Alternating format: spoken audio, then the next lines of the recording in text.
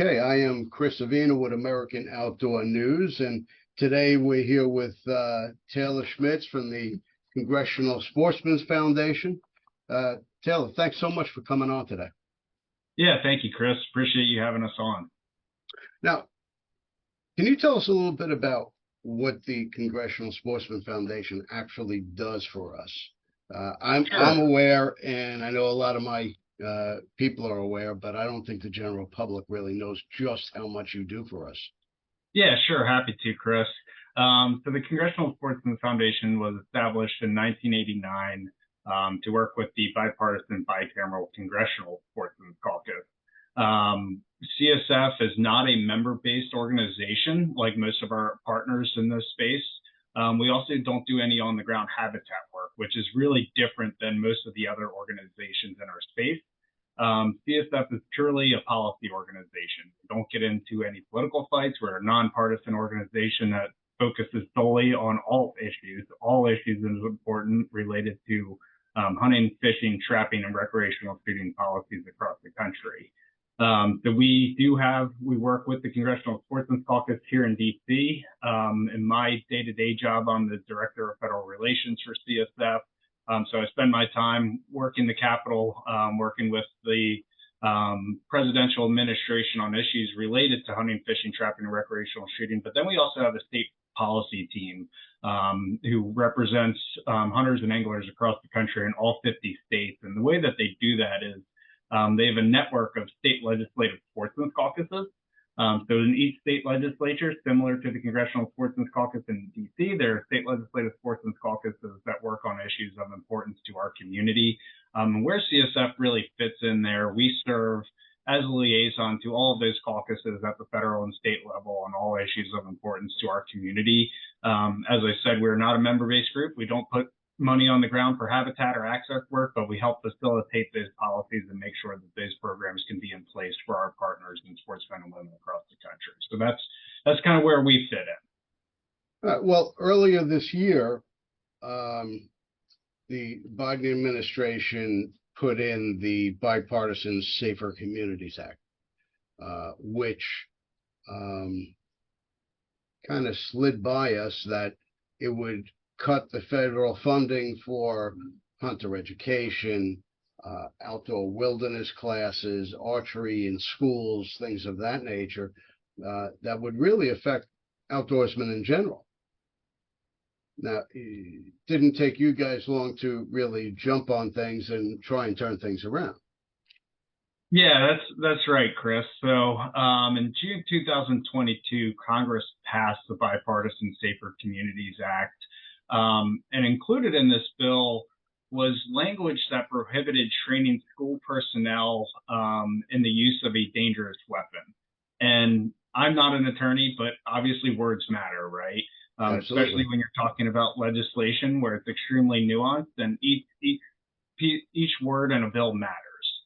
So the issue here is when Congress passed the Bipartisan Safer Communities Act, they amended the Elementary and Secondary Education Act, which provides about roughly $18 to $20 billion for various school programs across the country. Every single state receives this money, but they included that prohibition on dangerous weapon. And the challenge is that a dangerous weapon is defined in U.S. code as a weapon, device, instrument, material, or substance, animate or inanimate, that is used for or readily capable of causing death or serious bodily injury, except that term does not provide to a pocket knife with a blade of less than 2.5 inches.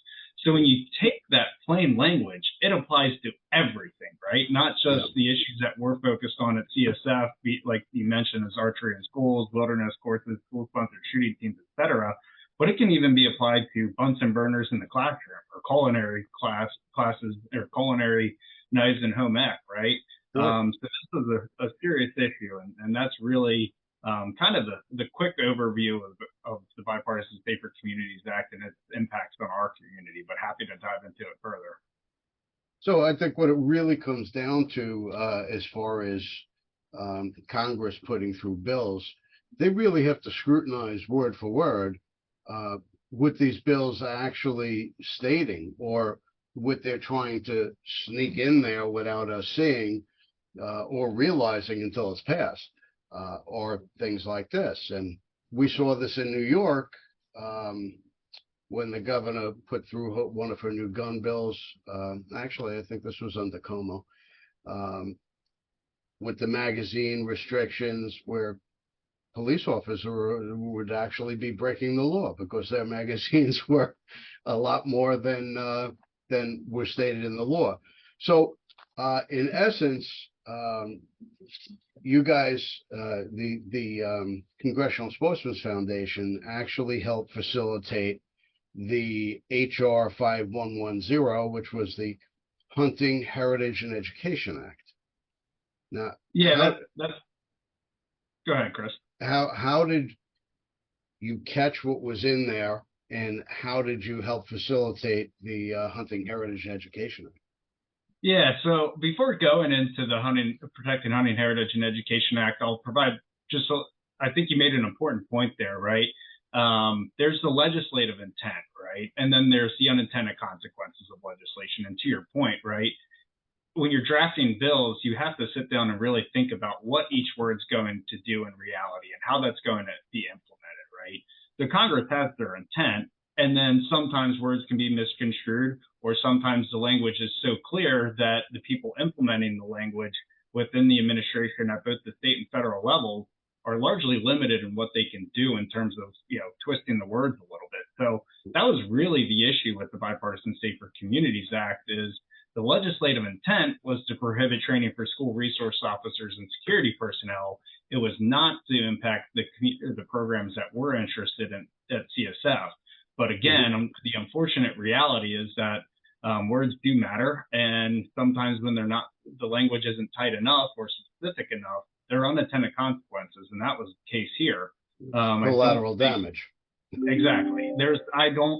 Our position at CSF, and I strongly believe this is not a nefarious attempt or any effort to undermine these programs across the country, but it's just the reality of the language. So with that in mind, Congress did step in extremely quickly. We first heard about this really coming to a head in Alaska, where the state education recreation coordinator had heard from some folks at the U.S. Department of Education that Elementary and Secondary Education Act funds were no longer available for wilderness course.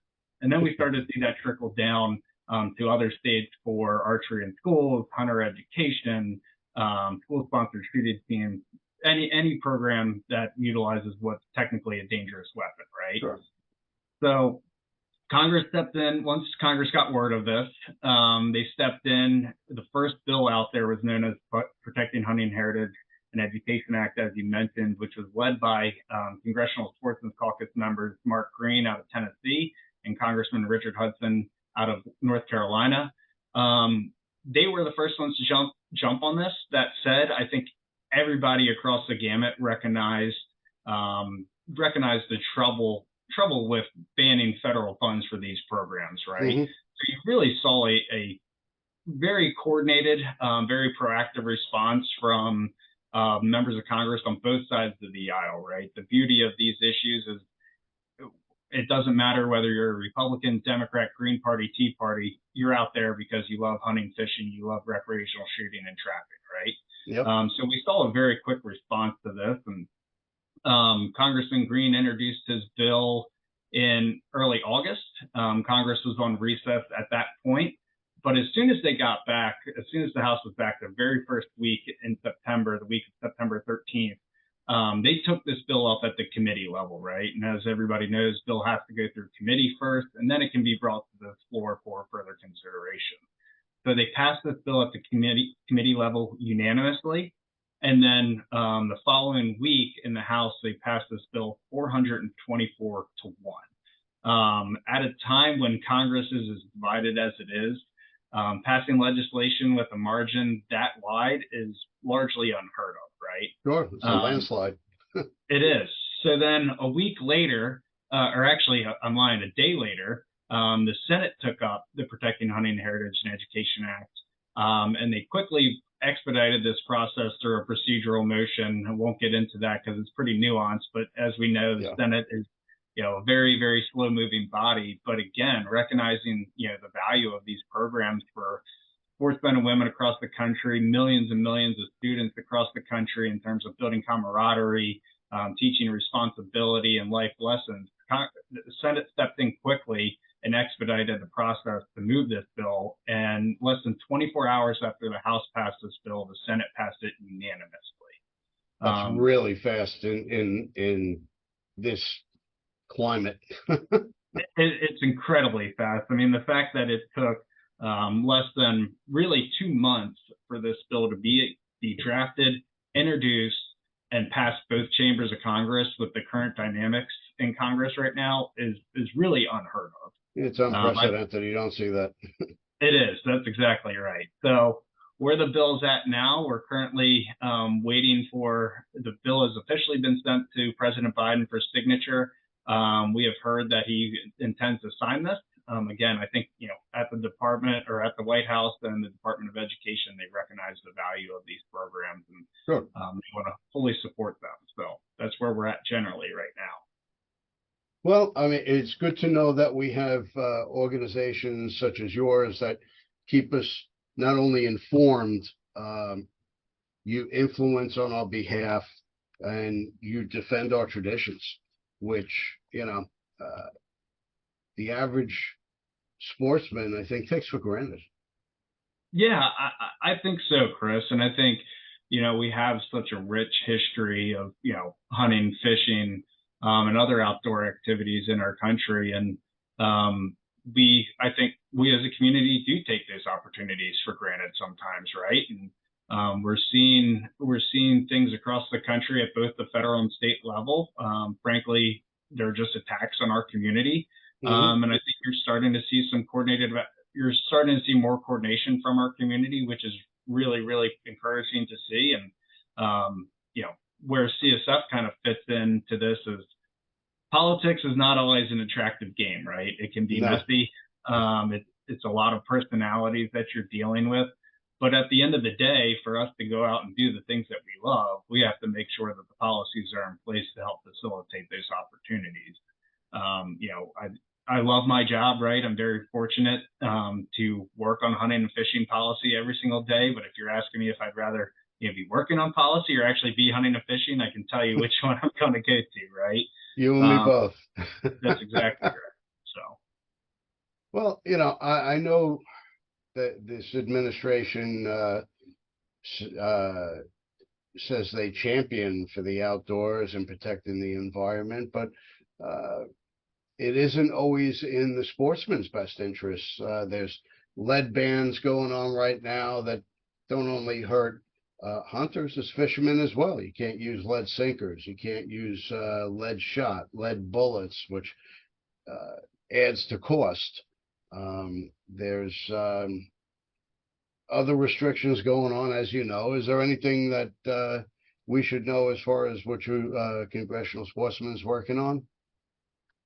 I would say the biggest thing that we're working on, Chris, and this is, just a general comment, is just working on not only maintaining access for our community, but promoting access and enhancing access, right? It's easy for us to, be happy with what we have, but we also need to make sure that we're facilitating additional opportunities, right? And access can be often a difficult term to define, right? Is access, being able to drive your truck right up to the Forest Service unit, or is it, having a park at the Forest Service gate and walk 2 miles back? What is defined as access? But I would say, the administration, certainly, we are working with them every single day on all of the issues that you mentioned. One thing that I do think is important to give credit to the Biden-Harris administration is that they're always willing to have those tough conversations with us. We recognize that there are certain areas that we have to agree to disagree, right? Yep. But let's not let that impact the 95% of other things that we do agree on. And it is encouraging to see that, right? We have very good relations with the folks in the Biden-Harris administration, and that's just the nature of CSF being a nonpartisan organization, right?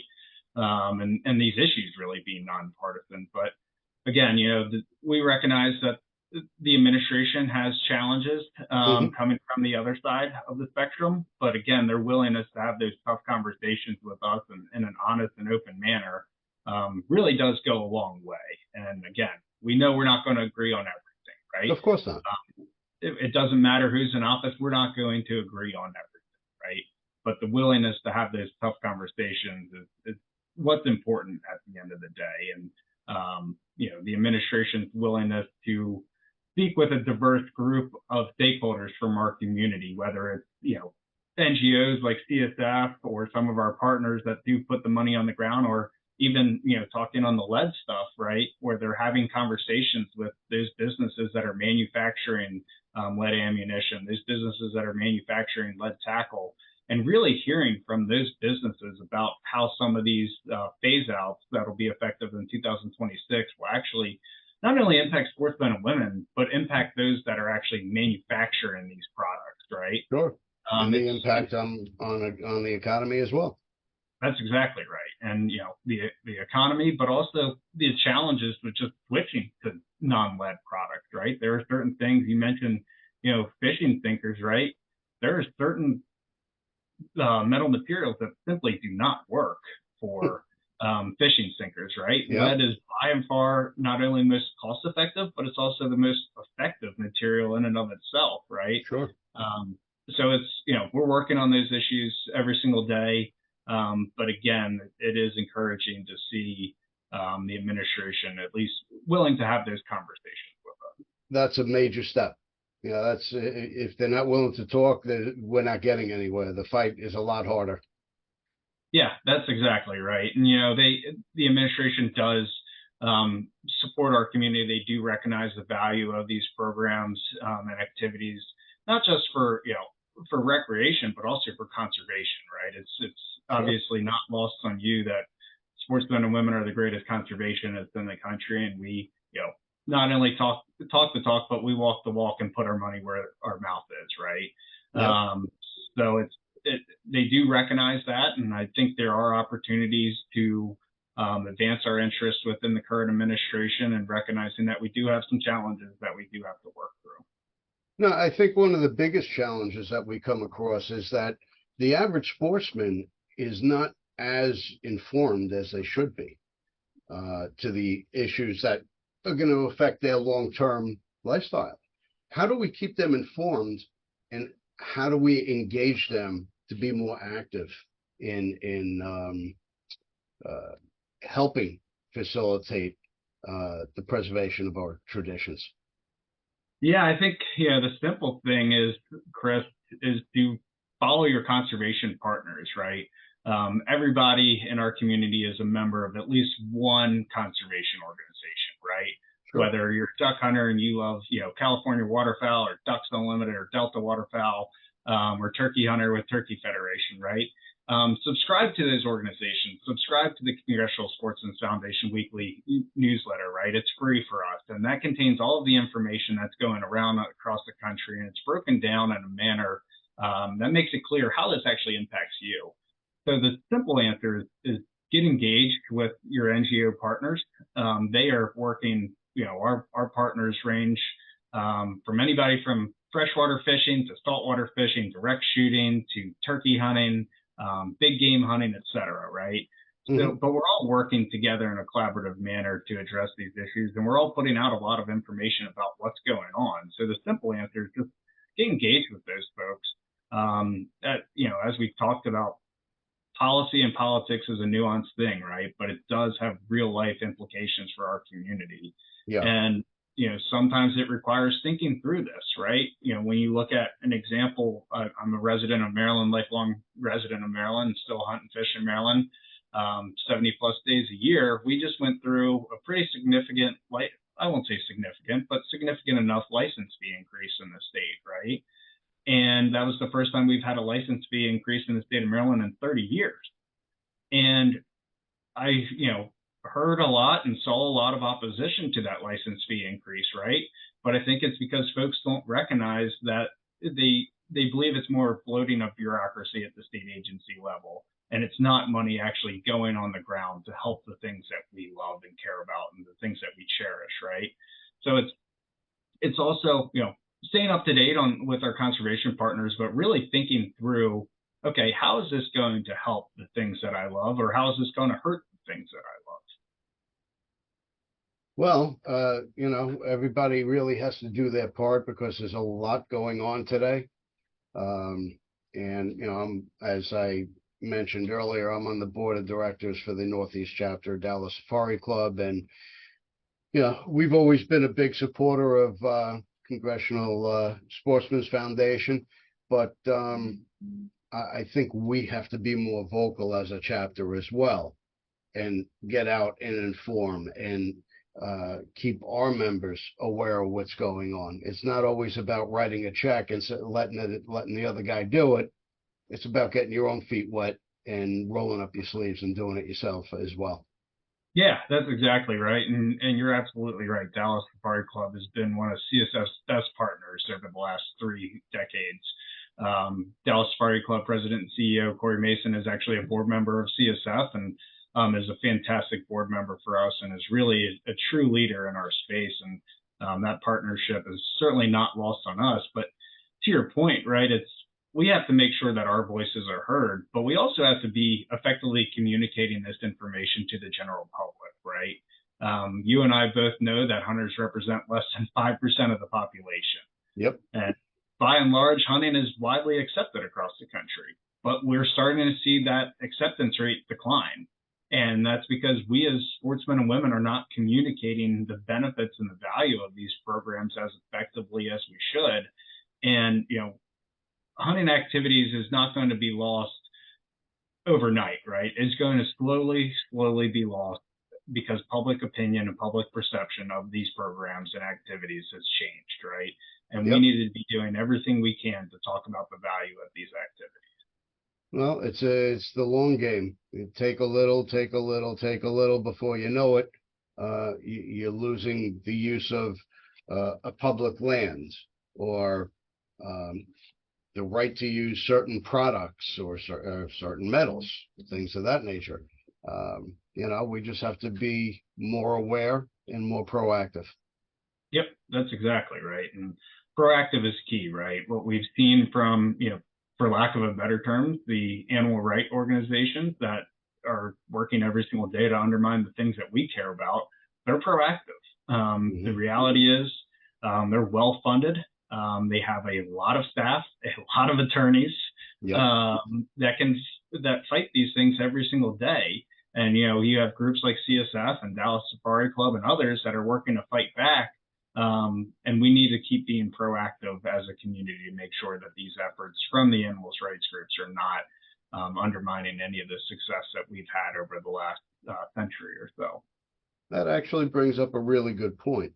What exactly do these animal rights groups do to help conservation or the preservation of a specific species? Or what do they actually do? Do they put money into these programs, or do they just put their money into hate campaigns? Yeah, a lot of it is, they tie up a lot of conservation money and a lot of resources through litigation, right? The reality is lawsuits take a lot of time and a lot of money. And, there's a couple of ways that the animal rights group try to undermine our community. And one of them primarily is through litigation. But the other effort that we're seeing right now is ballot box biology, right? Where you're putting an initiative before, the general public at X state and saying, how do you feel about this? Let's go vote on it. We saw this in 2022 in Oregon with IP13 that sought to ban all hunting, fishing, and livestock slaughter. I mean, the question is that I have for folks is, how do they expect us to eat, right? If we can't hunt, we can't fish, we can't raise livestock. The reality is we don't have the space in this country for everybody to eat, potatoes and asparagus. As much as I love that, we can't I'm not equipped to be a vegan.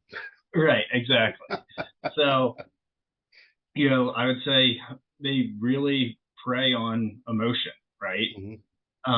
You and I both know that hunting is an emotional thing, right? It is not easy to take the life of a deer or a turkey or a fish even, but they really prey on that individual emotion, right? Not the facts and the value of these programs. And they just conveniently ignore the value of these activities, right? They ignore that, through the excise taxes on firearms, ammunition, archery equipment, there's about $1 billion to $1.2 billion every single year going back to state-based conservation. Same thing on the fishing side with fishing tackle purchases, right? What other user group is contributing in the way that sportsmen and women are? The answer is not. The fact that it's self-imposed. We self-imposed that Pittman-Robertson Act that pulls a tax right off the top that goes directly into conservation. Yep, that's exactly right. And, not only is it self-imposed, but we pride ourselves in it, right? This is something, when I'm sure it's the same as you, Chris, when I'm talking to, friends and family that don't hunt or fish, and I say, hey, here's what this means for conservation. Here's what it means for conserving these species. It's, $1 billion just from the hunting and shooting side that's going to conservation. And they're pretty blown away by that statistic, right? And I say, now talk about other user groups, right? Non-consumptive user groups, for lack of a better term, they are not contributing to conservation. It's just sportsmen and women. Well, I know firsthand, I have quite a few friends that do not hunt. But when I call them up and say, hey, I'm having a game dinner, come on by, they're showing up with a bib and a plate in their hand. Yeah, that's exactly right. It's funny how that works. You invite a buddy out to sit in the deer stand and sit there on a freezing metal ladder. They say no, but man, if there's a back strap or a deer steak, they want it. That's for sure. Well, I know you got a full schedule today, and you got to continue the fight. I want to thank you so much for coming on and taking the time to keep us informed of the issues at hand. And where can people sign up for the newsletter, Congressional Sportsman, so they can stay well informed? Yeah, thank you, Chris. So the simplest way is to visit our website, congressionalsportsmen.org. And on there, you'll see the Sportsman's Voice, which is our weekly newsletter. But we also have a podcast available on all podcast streaming platforms, ranging from Spotify, iTunes, etc. However you get your podcast, known as the Sportsman's Voice. So in that podcast, we do a quick roundup of everything going on around the country. But then we spend time diving into specific issues. So between the Sportsman's Voice newsletter and our Sportsman's Voice podcast, those are really the best ways to stay engaged with CSF, in addition to our social media platforms. But I would say, Chris, thank you very much for doing this podcast on such an important issue. As we talked about, these are the future generations of sportsmen and women, right?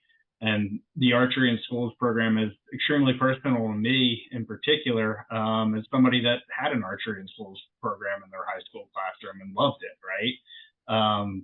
So I would say thank you for doing this, and really appreciate your partnership and Dallas Safari Club's partnership on all things related to CSF and hunting, fishing, and our outdoor tradition.